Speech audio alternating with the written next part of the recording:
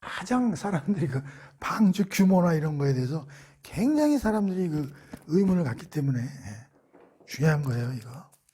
비율이 중요하다고, 가로, 세로, 높이.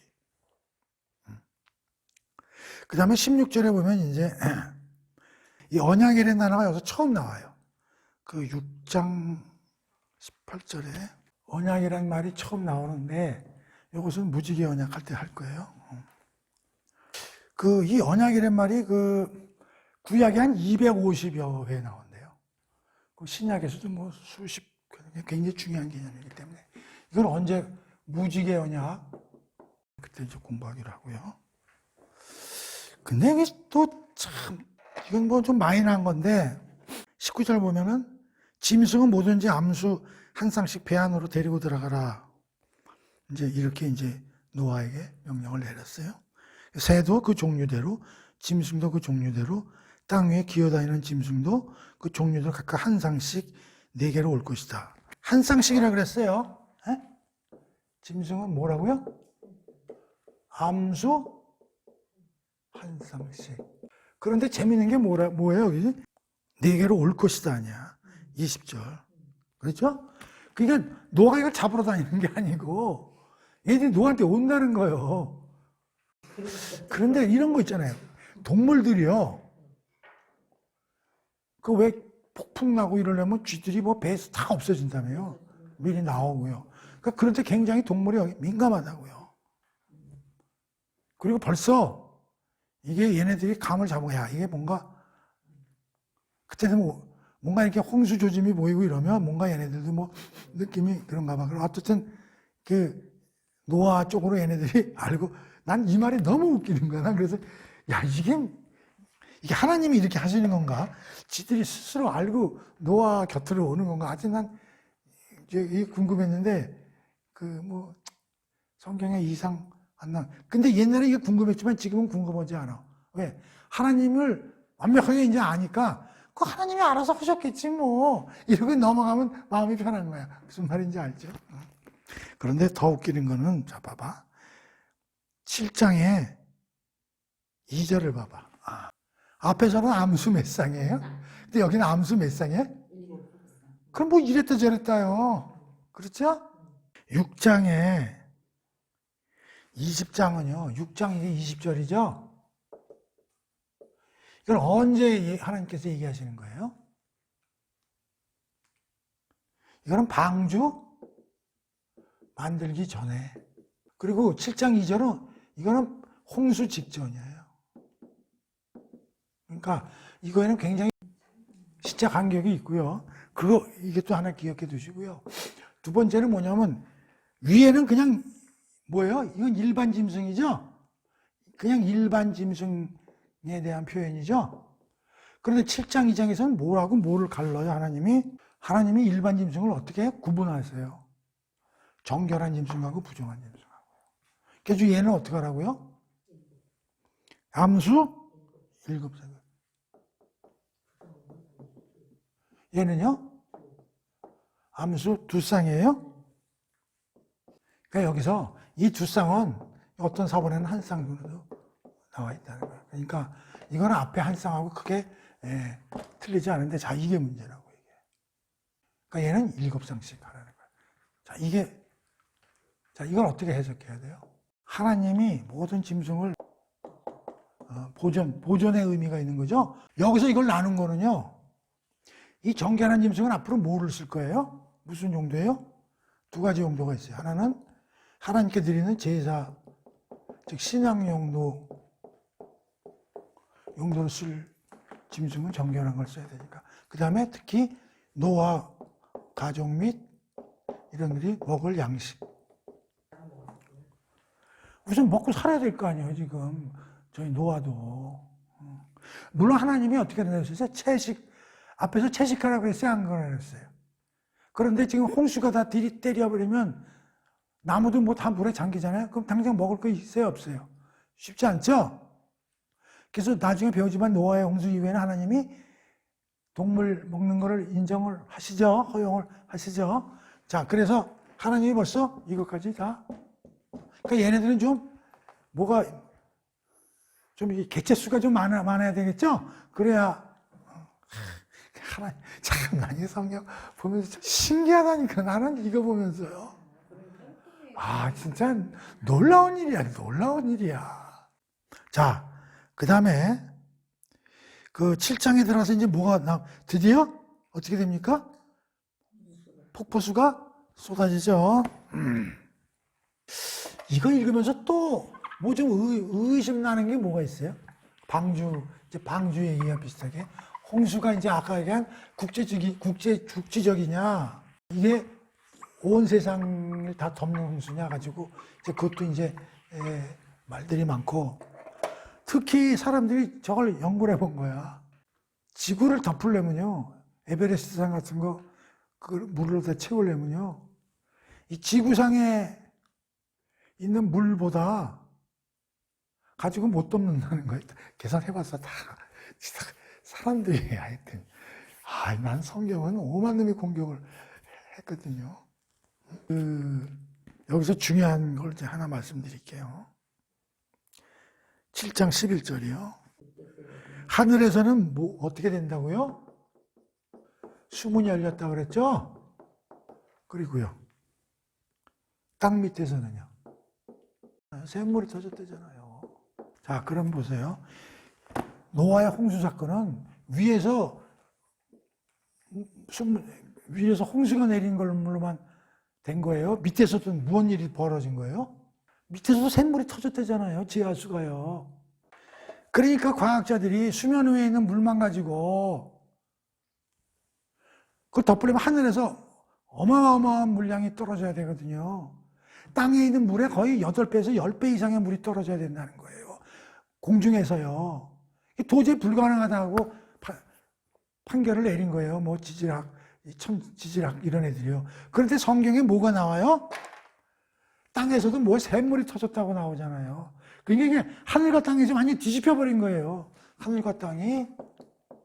여기 땅은 뭐예요? 지하죠. 뒤집힌 거예요. 물로. 뭔 말인지 아세요? 그러니까 절대 하늘에서 홍수 비만 내려와가지고 이게 젖은 게 아니라 위아래에서 완전히 우라카이가 되어버렸다 이런 얘기요. 그 다음에 홍수가 났는데요. 이게 어떻게 그냥 방주에 하나님이 들어가라고 그런 다음에 일주일 있다가 홍수가 시작됐어요. 그렇죠? 근데 여기서 비가 내린 날수가 나오고요. 물에 잠긴 날수가 나오고요. 물이 빠지는 날수가 나오고요. 땅에 드러나는 날수가 나옵니다. 이런 게 전부 이렇게 비가 이것만 40일이란 말이에요. 이게 이제 150일. 이게 이제 40일 포함해서. 그리고 물이 빠지고 땅이 드러난다. 이때까지도 계속 어디에 있었던 거예요? 방주 안에 있었던 거예요. 7장 11절에 보면은 노아가 600세 되던 해 2월 17일이 이제 물이 터진 날이죠. 그렇죠? 8장 13절에 보면은 601세 2월 27일에 물이 빠져 땅이 다 말랐다. 그러니까 그 얼마 동안 방주에 갇혀 있었던 거야. 거의 1년 1개월이죠. 그러니까 이것도 비가 1년 내내 온 게 아니라 비는 40일 동안 왔는데 물에 잠긴 게 150일 빠지고 다 합해서 약 1년 한 1개월 정도 걸렸구나 그런 얘기예요. 자, 여기에서 이제 두 가지를 또 좀 오늘 자, 방주에 대해서 아까 이제 그 규모만 얘기했는데 그 방주가 그럼 물이 빠졌으면 어떻게 됐을까요? 그 방주가요? 8장 4절 봅시다. 란. 그 외 7월 17일 마침내 배가 아라랏산에 7월 17일까지 나오네. 7월 17일 아라랏산 봉우리.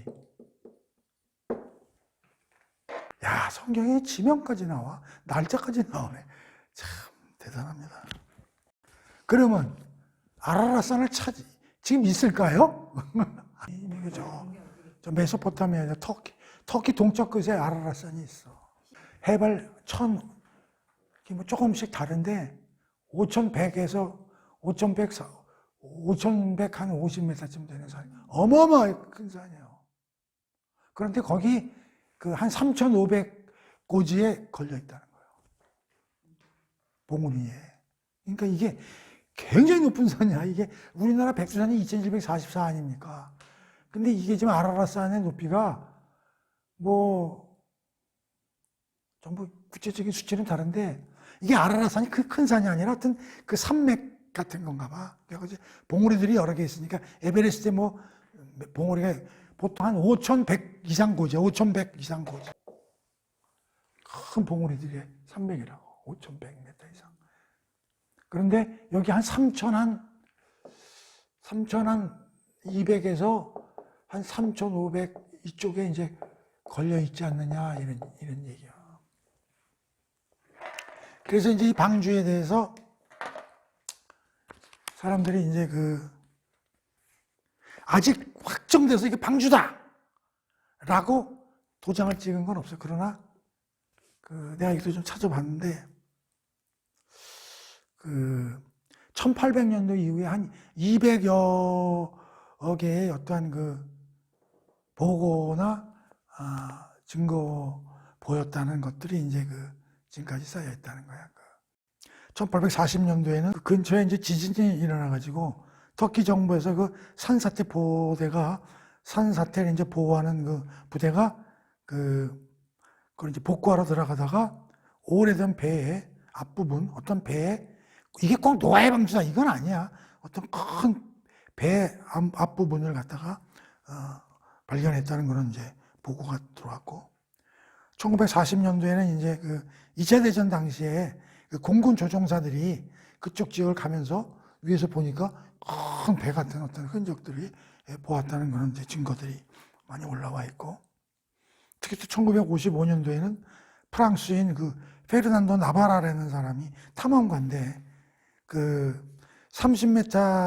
30피트 사이에 크레바스 속에서 방주가 있는 것 같다라는 이런 것들을 이제 보고를 했고 또 1950년대 후반에는 유투기 정찰기 조종사들이 배인데 측면이 부서진 그런 배가 있다 이런 보고서들이 됐다는 한 200여 건 이상의 보고 약 200여 개의 방주 배의 흔적에 대한 봤다는 그런 보고들이 존재한다. 아직 완전히 이게 뭐 방주다 이렇게 그런데 야 나는 아라라산이라는 증명하고 날짜 7월 17일 날 딱 봉우리에 걸렸다는 나 이런 걸 보면서 그냥 몸에서 그냥 소름이 쫙 끼쳐 이런 거 보면 홍수가 이게 국지적이냐 전 세계적이냐 이런 얘기요. 아주 또 말들이 많은 거야. 특히 그럼 전 세계에 있는 동물들이 그럼 다 노아한테 그럼 바다 건너 물 건너 왔냐? 또 뭐 이런 것도 시작해서 그럼 국지적일 수밖에 없다 뭐 이런 얘기를 하는데 이거에 대해서도 이게 이제 또 근데 내가 물어볼게. 내가 항상 얘기하잖아. 성경이 몇 년 동안 인간들이 두쳐봤겠어요? 그러니까 2000년 동안 인간이 몇 명이 살다 죽었어 지구상에. 걔네들이 뭐 다 나이지만 얼마나 많은 놈들이 이거 까져보겠다고 지랄 발광하잖아. 자, 이런 사람이 또 있었어. 전 세계적으로 퍼져 있는, 그러니까 이 사람 이야기는 이거야. 각 지역마다 이상하게 홍수가 옛날에 있었다는 그런 어떤 신화나 전설, 기록들이 어마어마하게 많다는 거야. 그래서 이 사람이 그걸 수집으로 다녀. 그래가지고 이 사람 이름이 누구냐면 전 세계에 퍼져 있는 홍수의 전설을 모으는데 많은 노력을 기울인 사람이 두 사람이 있어. 그 사람이 누구냐면 라헤이와 모리스야. 이 사람은 진짜 성경에 관심이 많았겠지. 그래가지고 이제 이게 국지적이 아니고 전 세계적으로 홍수가 났다면 물론 그거를 본 사람은 누구밖에 없을까? 노아하고 삼형제밖에 없지만 워낙에 대단한 사건이기 때문에 걔네들이 이제 후손을 퍼뜨리면서 이 얘기를 다 어마어마한 사건이니까 다 얘기를 해줄 거야. 그러니까 그걸 그러면서 이제 쫙 이제 우리 이제 사실 현재 우리 인류는 어떻게 보면 아담의 후손이면서 동시에 다 죽었으니까 노아 삼형제의 후손들이잖아요. 그러니까 너무 어마어마한 사건이 셈함 야벳이 다 또 후손을 하면서 다 이게 얘기를 해놓은 거야. 그 다음에 이제 나중에 배우자는 바벨탑 사건이 왜 사람, 민족들이 막 흩어지니까 계속 이제 전 세계를 돌아다니면서 이제 살면서 그 생각들이 나니까 또 전달해주고 뭐 기억도 나고 기록도 해놓고 뭐 이런 일들이 벌어졌겠지. 그러니까 이제 이 사람이 그런 게 있을 것 같으니까 다 조사를 해보려고 이제 돌아다닌 거야. 그래가지고 내가 이걸 전부 씌워봤더니 188개 민족이 나와. 이 사람 188개 민족. 전부 홍수 선전이 다 해야 돼. 예를 들면 이런 거야. 중동북 아프리카 지역에 18개 부족을 이 사람이 조사를 했는데 바페디족, 뭐 칼디어족, 뭐 이집트, 호텐토드족, 뭐 주말라족, 콩고 저지대에 사는 뭐 마사이족, 뭐 이런, 그 다음에 또 태평양 도서 지역에는 또 뉴기니아의 알람블랙족, 뭐 세람 알프족 등 36개족, 그 다음에 극동 지역에는 뭐 바나라족, 뭐 벵갈콜족, 뭐 해서 약 20개 민족, 그 다음에 헬라 문화권 등에서 188개 대단한 사람이야. 188개 그 부족들의 신화를 게더링한 거야. 특히 무슨 신화냐면 홍수. 그래서 이 사람이 뭐라 그랬냐면 이 홍수 신화의 약 88%에서 뭐가 나오냐면 이 홍수에서 살아남은 특별한 혜택을 받은 가족들이 존재한다는 그런 기록과 신화 전설들이 있다는 거야. 참나. 이 홍수로 뭐 살아난 사람들 몇 명 있을 거 아니에요. 그러니까 이 사람들이 뭐 노아의 홍수를 직접 목격한 사람은 아니지만 지네들 남들은 어떤 전설이나 신화를 가지고 있는 거야. 들어서 그랬든 뭐든. 그러면서 약 88%가 어떤 특별한 노아와 같은 어떤 특별한 가족들이 혜택을 받았어. 이런 기록들이 나오는 거야. 두 번째는 약 70% 이런 전설 70%에서는 이 홍수에서 살아난 사람들이 그 배로 인해서 이제 그 살아났다 뭐 이런 이제 기록들이 나오는 거죠. 그 다음에 95%는 어떠한 자기네 민족에 큰 어떤 대이변이 있었는데 그 주된 원인이 홍수다. 이렇게 이제 자기네 나라 부족들의 신화나 전설에 이제 이런 게 기록되어 있다는 거야. 그 60% 정도는 이런 홍수나 이런 게 일어나는 원인이 인간의 악함에 있다는 기록들이 이게 적혀져 있다는 거야. 참 대단해. 그런 홍수가 인간들이 나쁜 짓을 해서 일어났다. 이런 기록이 한 60%도 나온다는 거예요. 그 다음에 약 60%, 67%에서는 일단의 사람들이 구원을 살아났는데 여기에는 짐승도 포함된다는 거예요. 뭐 이런 얘기도 있다는 거예요. 그 다음에 이제 적은 퍼센트지만 새들이 밖으로 모뎀을 받고 무지개가 언급되며 8명이 특별하게 구원을 받다 이런 내용도 나온대요. 이야, 근데 이게 보면은 노아의 홍수를 겪어보지 않았는데 똑같진 않지만 비슷한 얘기들이 뭐여서 무지개도 떴다, 뭐 새도 날려보냈다, 뭐 8명이 살았다, 뭐 인간의 악함으로 이런 홍수가 왔다, 뭐 이런 이야기들이 이런데 쫙 깔려 있다는 거야. 그래서 결론을 어떻게 내줬냐? 이렇게 맺었어. 보편적 홍수의 전설은, 보편적 홍수는 전 지구에 홍수가 났다는 거죠. 오직 공통된 자료에서 나올 수밖에 없다. 이러한 신화들은 오직 하나의 공통된 자료에서 어떻게 나올 수밖에 없다.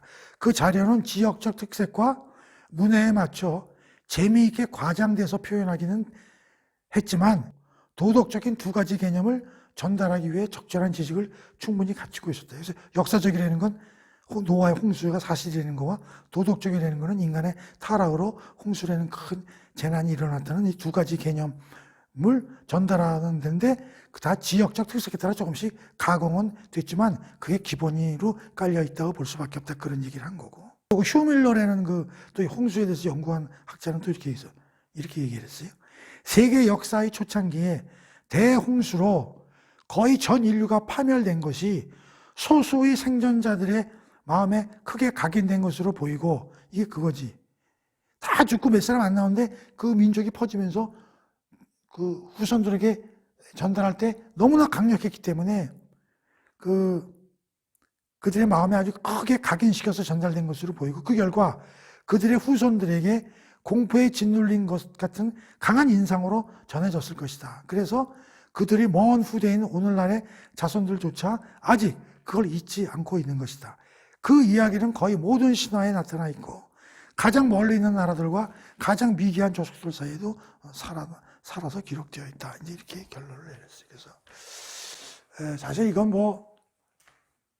전혀 공부하면서 안 해도 되는 거지만 하도 현수 엄마가 의심이 워낙 많았길래 내가 바쁜데도 불구하고 이걸 다 여기에서 꼬집어가지고 방주를 봤다는 사람들, 그다음에 이 홍수가 전 지구적인 홍수였다는 거에 대해서 내 나름대로 이렇게 여기저기 책에서 뽑아가지고 알려준 거니까 참고하시고 오늘 노아 방주 홍수 이야기는 오늘은 여기까지 끝내도록 하겠습니다.